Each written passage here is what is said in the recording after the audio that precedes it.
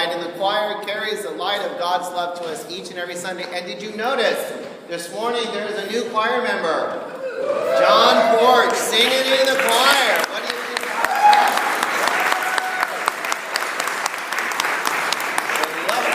I love it. And how true that we carry the light.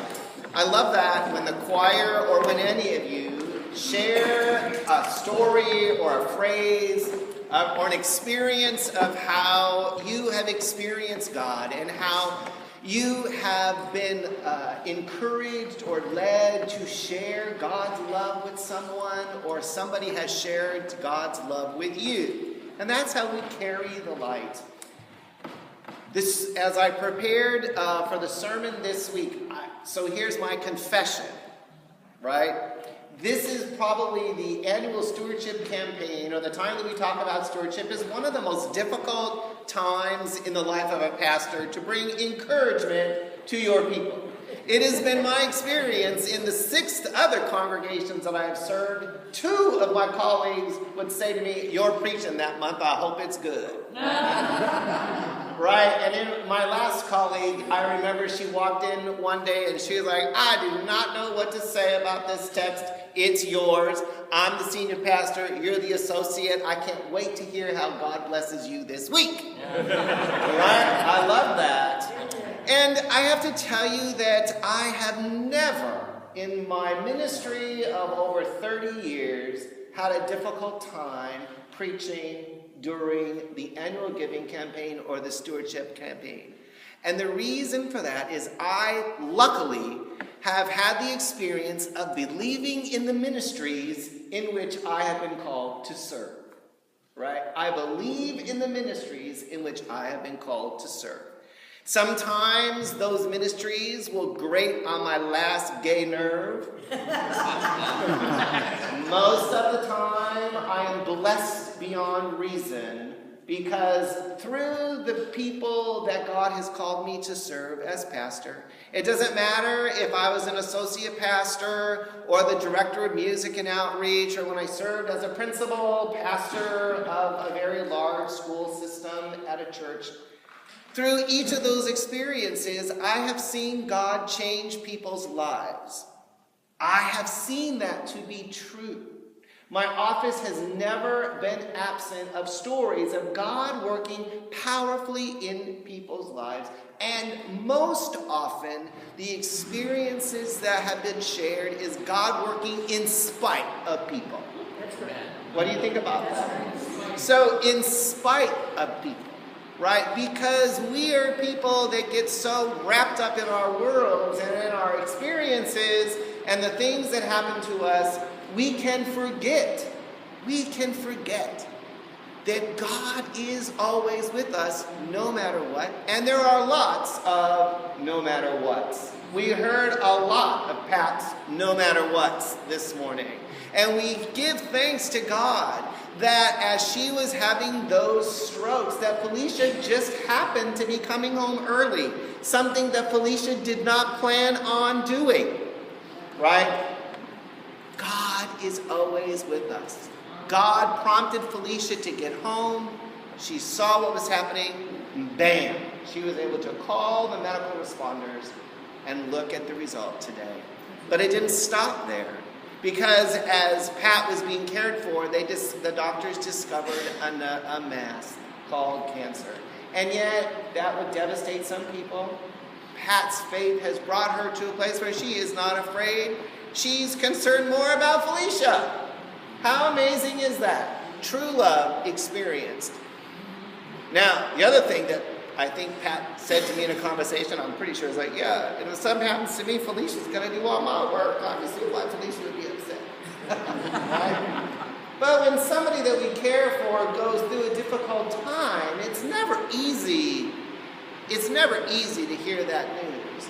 And yet at the same time, the responsibility is to trust in God's faithfulness.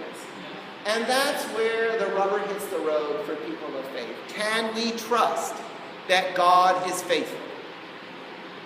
Especially in matters that mean a lot to us, right? Can we trust that God will give us the desires of our heart? Can we trust that when we don't know how to fix a problem, that God will intervene and give us wisdom? Can we trust that when we blow it and we make a mistake, that we can correct that mistake by owning responsibility for our behavior and making things right? This gospel text, how many of you, as I was reading it, went, "Oh, wow, what an inspirational text"? It's not inspirational to me, right? But we got to hear a very human reality. The manager had not been doing the job that the manager was called to do for his employer. And the employer said, "I've had enough. I'm making you accountable for your behavior, so tell me what you've been doing with my property." So did you hear what the manager did? Knowing that the manager was guilty, the manager says, "Ooh, I'm too old to dig ditches. I'm too old and too proud to beg. How am I going to work this out so that when I lose my job, people will still take me in?" Right? And then he does something shady. He lowers the debt of the employer, right? Now the question of this text is, the employer, it would appear, is losing money because the manager is cutting what's owed to him so that the manager, when he loses his job, is going to have a place to go. And Jesus seems to commend that. And so we're like, I don't understand this text. I don't understand that. I don't understand that. I don't understand why the manager is told, "Oh, this is good. It's good for you to deal with people that you understand and people understand you." But here's the deal. If you cannot be responsible for that of other people, how can you be given more to be responsible for other things? Now that I can begin to understand, right? And then Jesus says, you cannot worship God and money equally. Then I can see some light in the text. Oh, I get it. So perhaps even when we do shady things and we try to get out of them by doing more shady stuff, even in that, God's love and God's grace can come in when we don't expect it to and make things right. That's been my experience. I will confess to you that I have done things in my past, not in my present, in my past, where I knew they were wrong from the beginning. I was doing and tried to sneak my way through, and bam, when I was caught, it was not pretty, right? And so it was easier for me to make you wrong from my mistake than own responsibility and make it right, which is an awful lot of work. Can you identify with that, church? It's an awful lot of work. And yet at the same time, God's love for me, God's love in accepting me just for who I am, says, okay, let's deal with this in a way that Pastor Kenny, will know that I've intervened in his life yet one more time. And that's why I believe in the ministry of the churches that I've served, because in spite of myself, I have experienced God. And in spite of yourselves, you too have experienced God. It's an amazing thing to think that as we commit ourselves to just wanting to experience God, that our lives will change. Think about that for a moment.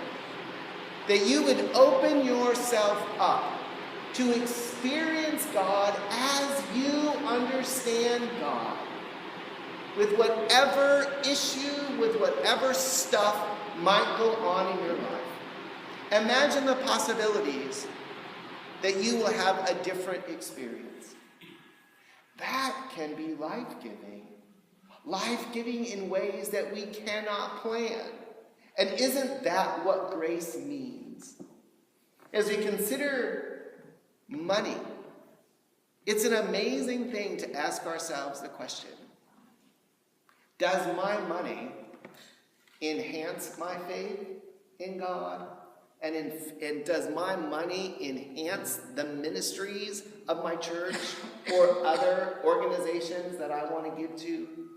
Or is my money my God? Think about that. Do the resources that God has given you allow you to share God with other people? Or do you take those resources that God has given you to squander them for yourself and allow them to be the thing that motivates you to do whatever you do? Whatever your answer might be, the story reminds us, our story from Luke this morning reminds us that there may come a time when your money is going to run out. And those resources will not be the thing that will give you happiness, right? That those resources can be dried up before you know it. But yet at the same time, as we give of the gifts that God has given us, we can experience God more profoundly simply because we open ourselves up to the experience.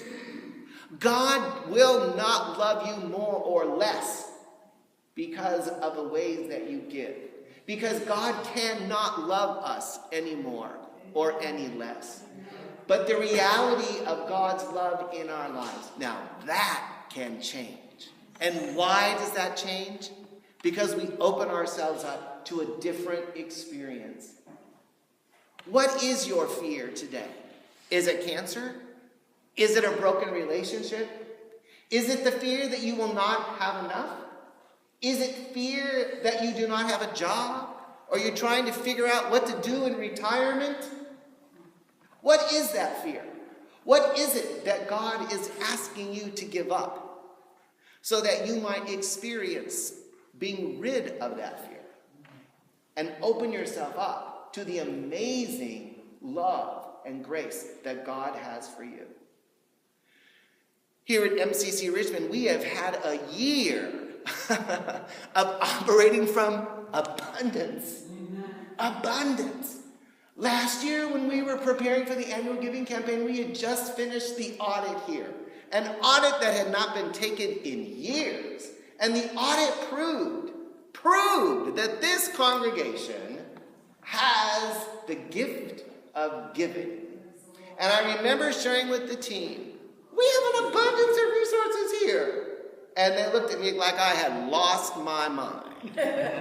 But I was the new guy, and I was looking on paper at what the audit proved from your faithfulness in giving, because we have experienced the faithfulness of God. So I challenged the congregation last year. What is it that you want to accomplish? What are your dreams that you want to see happen?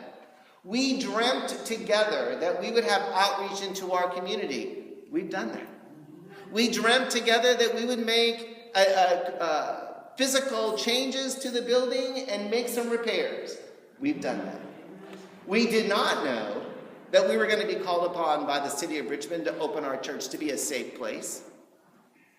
We also said last year that we wanted to give the staff back the 20% cut that they took in their salary so that they could continue ministry. Guess what? We did that.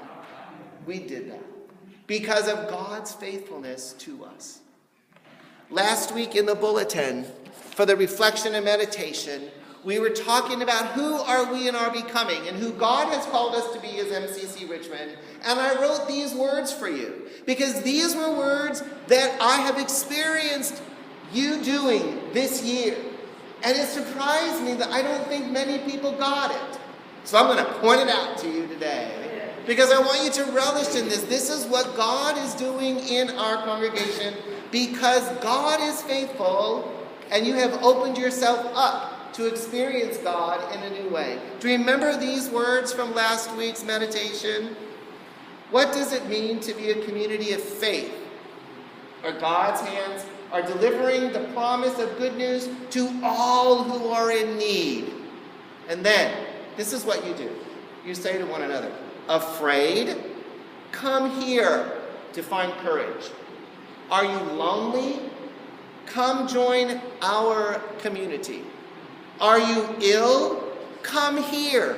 Or better yet, let us come to you to care for you. Do you feel isolated? We will visit you. Discouraged? Let's get together and tell our stories so that we can encourage one another. That's opening yourselves up to the goodness of God's grace. And we do that as we share our time, our talent, and our treasures. This morning, again, I encourage you to pledge your time, talent, and treasures to this place so that we will continue to go out and share God with people. God will not bless you more because you give. But this is the deal. As you give, you will experience the blessings of God in a different way. And if you don't believe it, believe that I believe it. And I dare you to hold me to God's promise to bless you and you to experience God in a different way. So give. We want you to give so that you can be stretched and experience God. I don't care what you give, but I'm asking each and every one of you to fill out a pledge card and give something. Give till it hurts and expect that God will help you meet that need. And in between, get ready for amazing things to happen because you are trusted. Because God is faithful and God is in this place.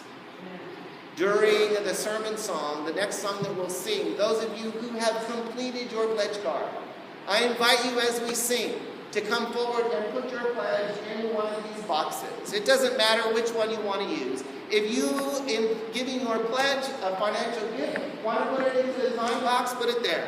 If you want to put it in the talent box, put it there. If you want to put it in the treasure box, put it there. And as we do, let us open ourselves up for an amazing gift of seeing God work in our lives and in our congregation. And all God's people stay together. Amen.